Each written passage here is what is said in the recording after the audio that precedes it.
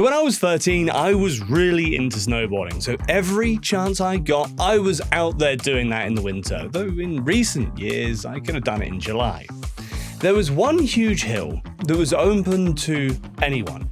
Everyone all year long, so long as they didn't cut down trees or wreck the place. The hill was located on a plot of land in the woods that, a few months prior to this event, had gone from being for sale to bought by my uncles to keep it from being bulldozed. Nobody really knew these men were my uncles, because we all have different last names and my dad's family is huge. That's important, it comes up again later. One of the parents said that myself or anyone else who wasn't a baby in the sled had no right to be there, as we were too big and violent to be using that hill, and generally let the kids steal or otherwise damage the board, skis, or do other things to drive everyone else away. I largely didn't care, because when I went there, I just used my cheap $10 board that was built about as well as a plastic shed, so I didn't have to carry my bigger, better one across town.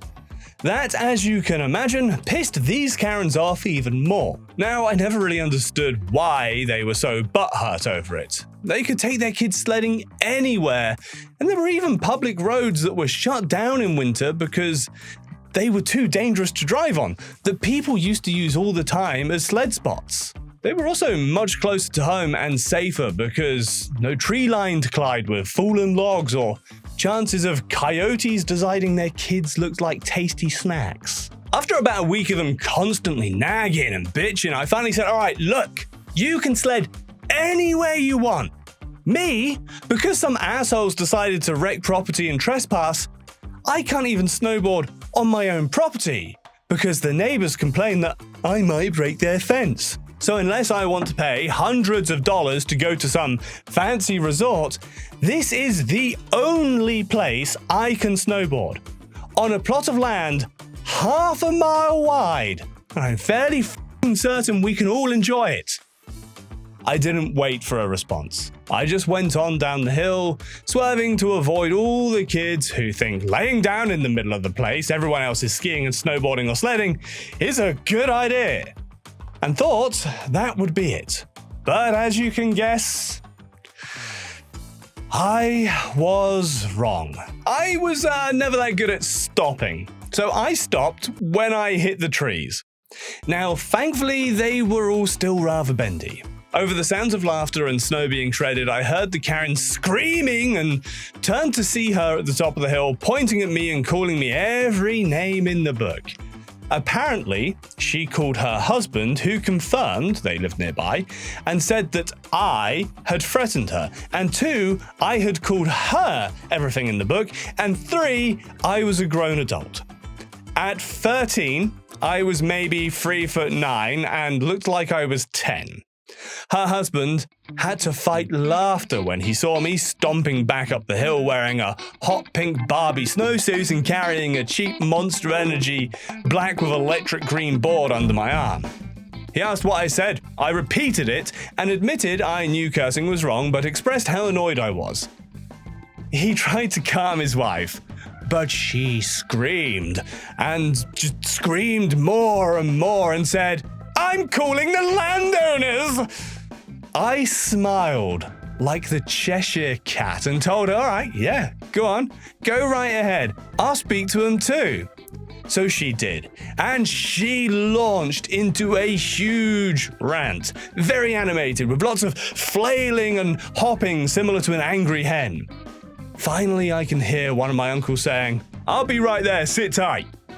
The shitty smile that was spread across her face when she heard that. She sneered at me and said, "I'm going to get you into so much trouble." Her husband had gathered the kids and told them to wait in the truck by then. He looked like he wanted to crawl into a hole and die of embarrassment. After about 15 minutes, the truck pulled up and out hopped my uncles. They came over and spoke to the woman. I could tell they didn't 100% believe her, but because this was their land, if anything happened, they'd be on the book for it.